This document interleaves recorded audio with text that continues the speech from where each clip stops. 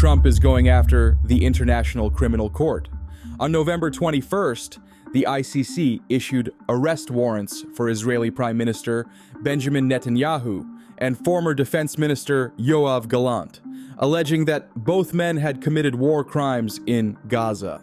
Breaking news, and the International Criminal Court has issued arrest warrants for Israel's Prime Minister Benjamin Netanyahu and former Defense Minister Yoav Gallant for alleged war crimes in the Gaza Strip. In response to the warrant, President-elect Donald Trump plans to hit the ICC with sanctions.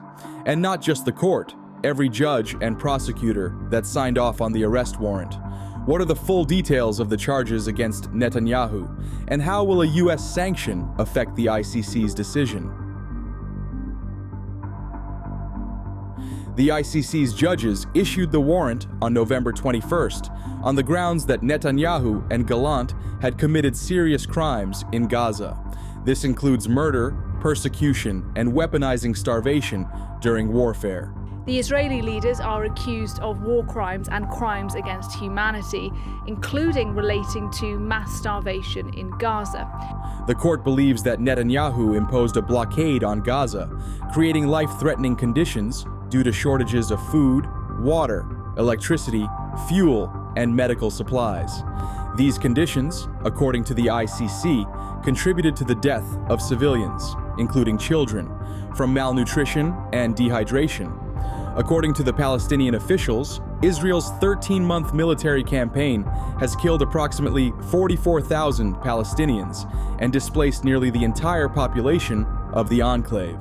Israel began its offensive following the October 7th Hamas-led attack, which left 1,200 Israelis dead and over 250 taken hostage. The ICC's arrest warrants have brought international attention to the humanitarian situation in Gaza. However, this decision has been met by backlash from Israel. Israel's government has responded with outrage, labeling the ICC's decision shameful and absurd. Prime Minister Netanyahu's office also dismissed the warrants as anti-Semitic and reaffirmed Israel's determination to achieve its war objectives. The anti-Semitic decision of the International Court in The Hague is a modern Dreyfus trial, and it will end the same way.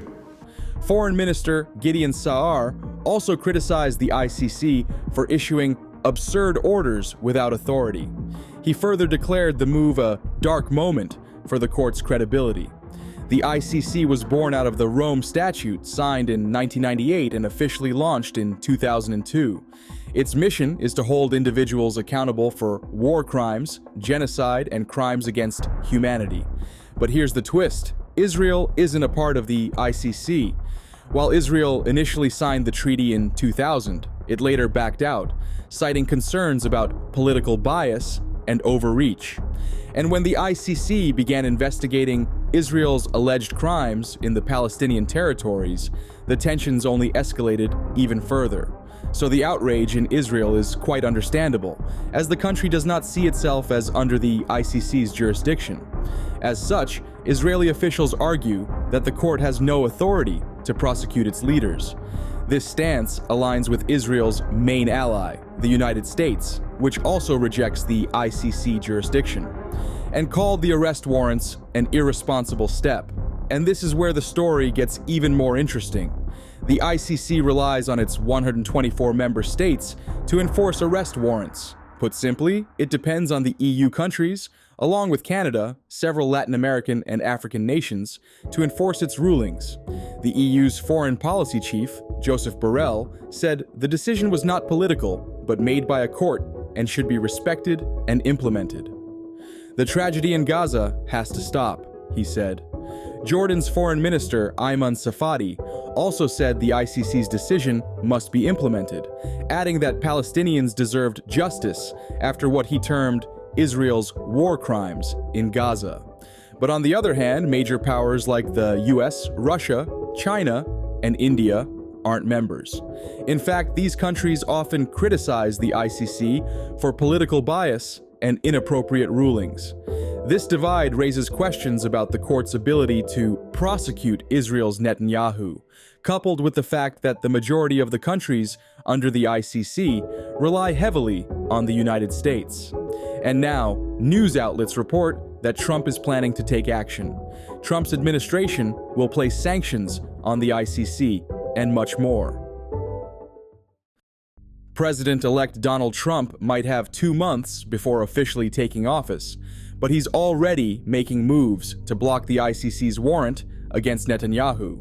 According to reports by Israel's national news, Donald Trump's team is already planning punitive measures against the ICC. As far as America is concerned, the ICC has no jurisdiction, no legitimacy, and no authority. The ICC claims near universal jurisdiction over the citizens of every country, violating all principles of justice, fairness, and due process. We will never surrender America's sovereignty to an unelected, unaccountable global bureaucracy. Sources in Washington told the outlet that there's the possibility of Trump imposing personal sanctions on not only the prosecutor or the court, but also the judges themselves who issued the order.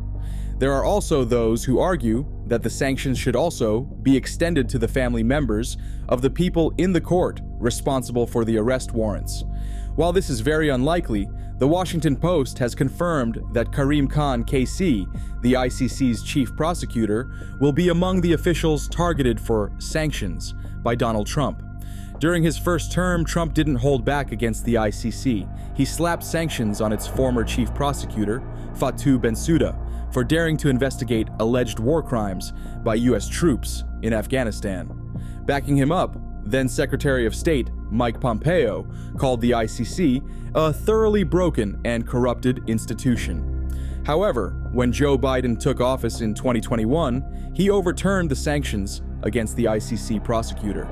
But it's possible Trump will bring back this playbook if the ICC continues targeting Israel.